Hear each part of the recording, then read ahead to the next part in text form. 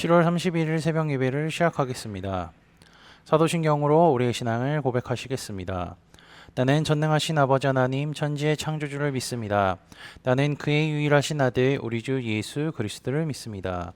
그는 성령으로 잉태되어 동정녀 마리아에게서 나시고 본디오 빌라도에게 고난을 받아 십자가에 못 박혀 죽으시고 장사된 지 사흘 만에 죽은 자 가운데서 다시 살아나셨으며 하늘에 오르시어 전능하신 아버지 하나님 우편에 앉아 계시다가 거기로부터 살아있는 자와 죽은 자를 심판하러 오십니다. 나는 성령을 믿으며 거룩한 공교회와 성도의 교제와 죄를 용서받는 것과 몸의 부활과 영생을 믿습니다. 아멘. 다 함께 찬송가 393장 찬양하시겠습니다.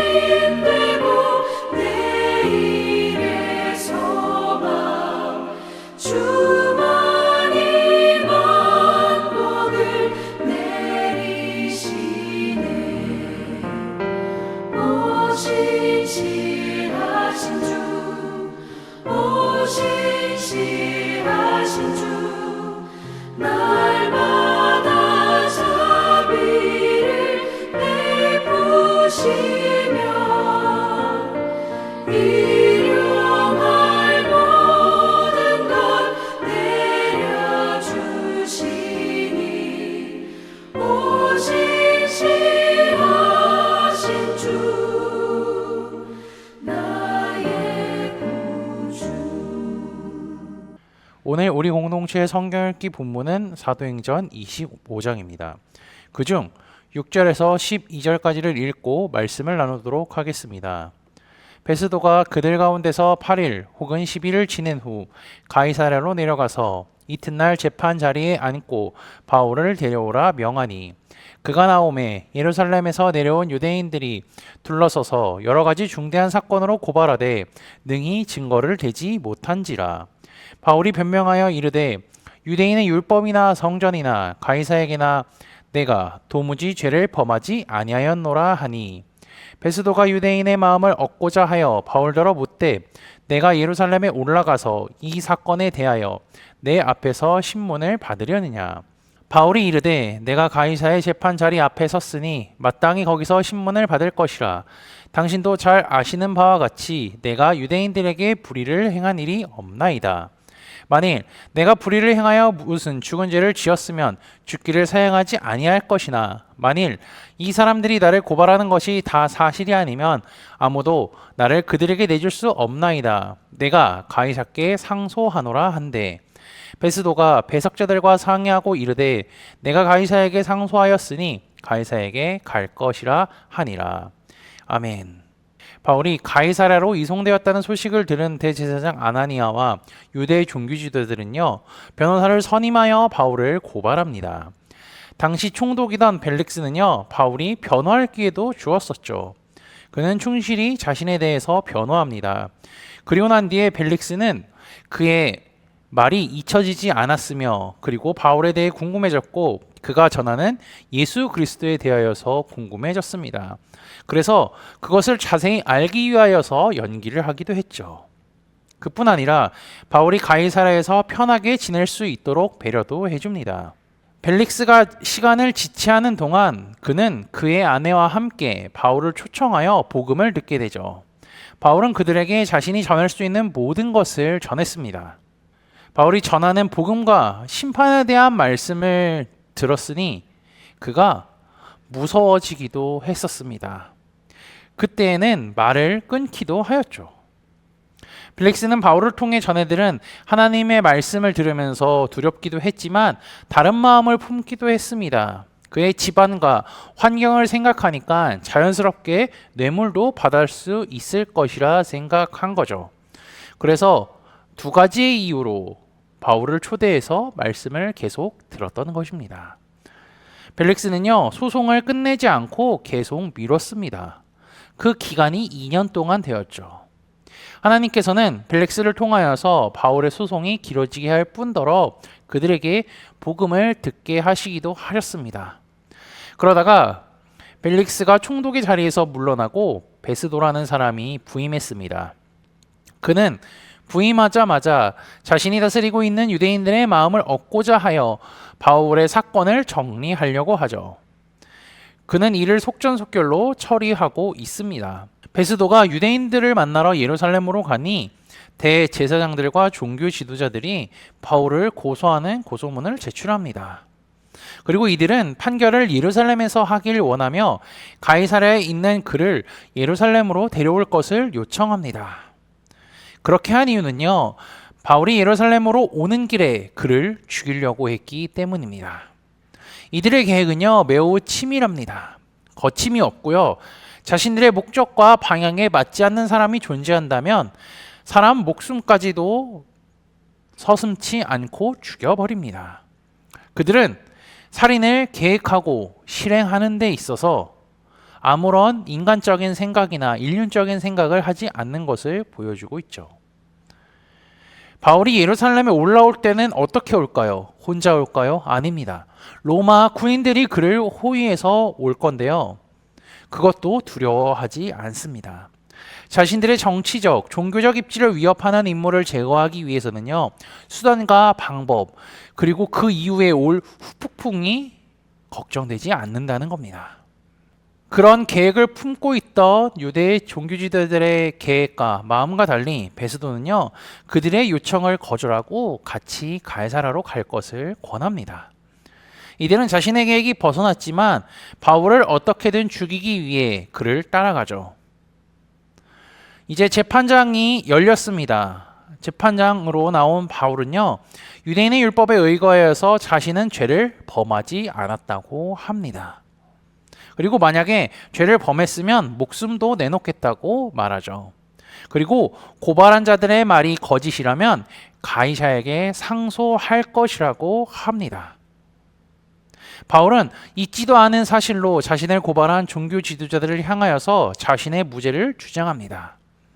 그리고 그들이 종교적인 문제로 걸고 넘어지는 것을 갖고요, 일반 법정의 방법으로 해결하려고 합니다.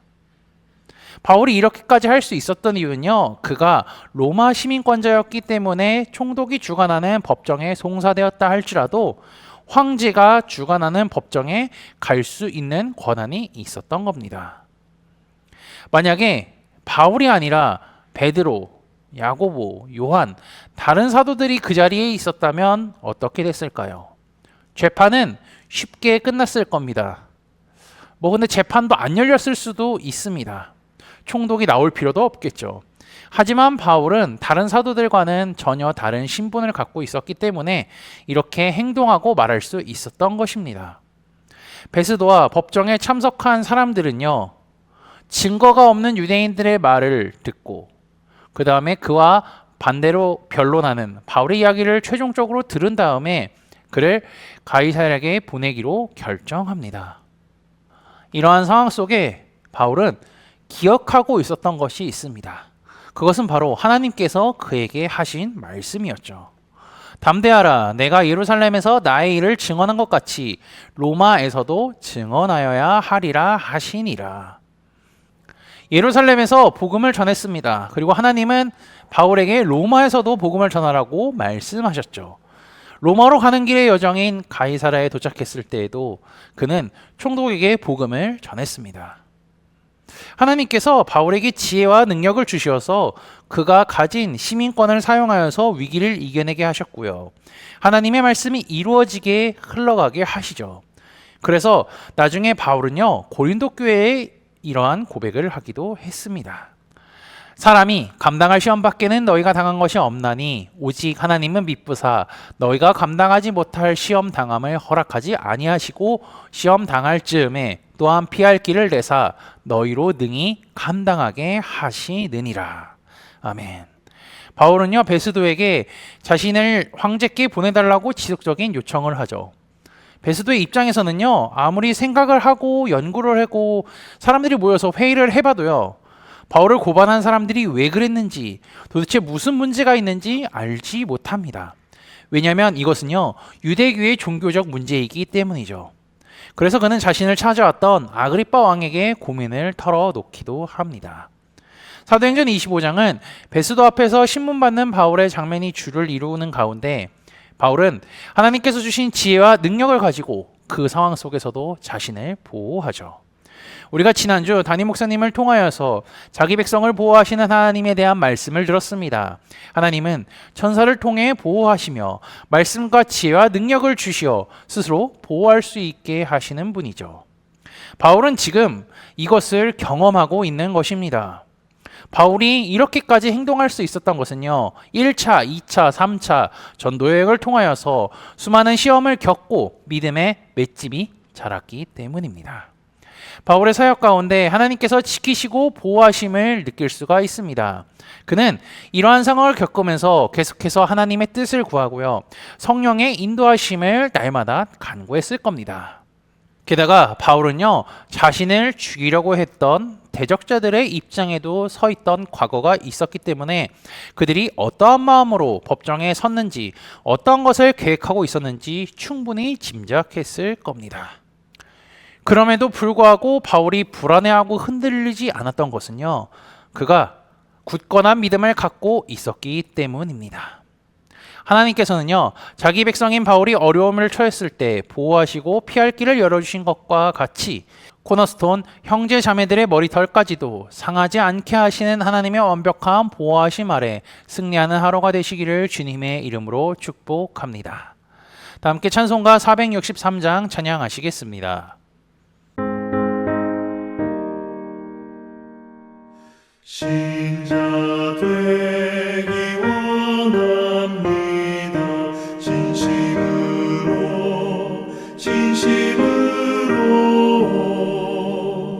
신자 되기 원합니다. 진심으로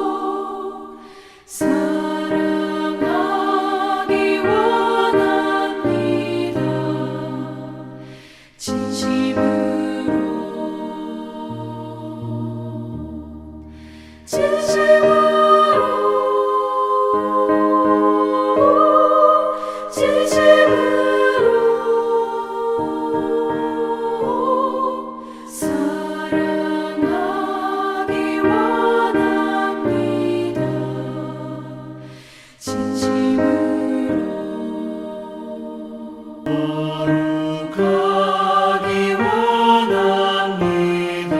진심으로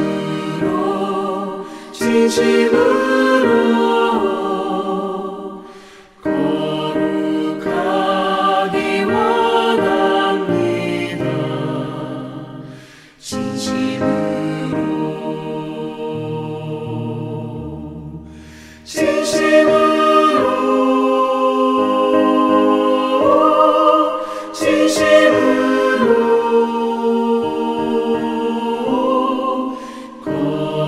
거룩하기 원합니다.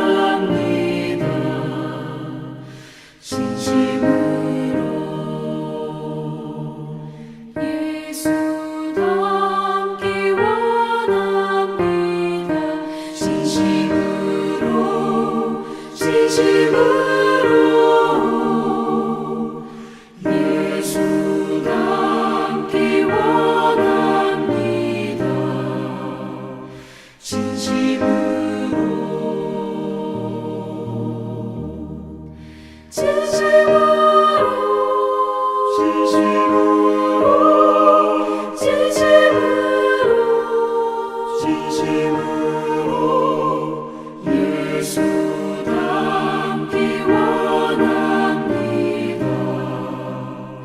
진심으로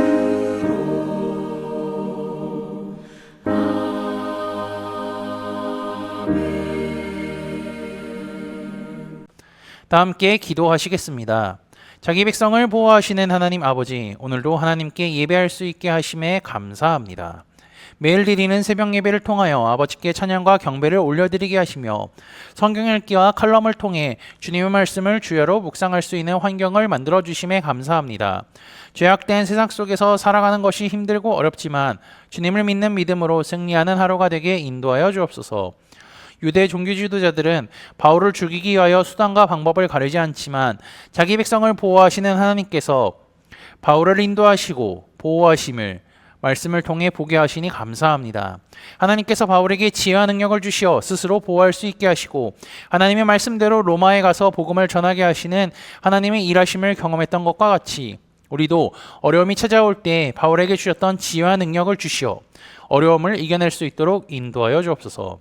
지난주 말씀을 기억하며 기도합니다. 하나님께서 천사를 통하여 자기 백성을 보호하시고 때로는 말씀과 지혜와 능력을 주시어 스스로 보호하고 계심을 말씀을 통해 깨닫게 하시니 감사합니다.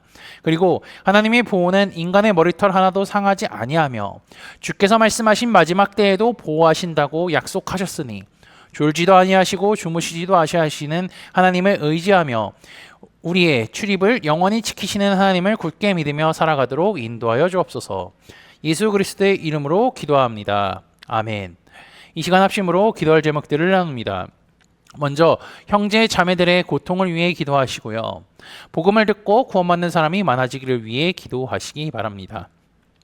교회를 이끌어 가시는 사랑하는 담임 목사님과 사역자들을 위해 기도해 주시기 바라며 오늘 진행되는 목회자 세미나와 내일 진행되는 금요 기도회를 위해 소그로원들을 위해 환우의 건강과 회복을 위해 각자 가지고 계신 기도의 제목들 놓고 기도하시기를 바라며 오늘도 주 안에서 승리하십시오.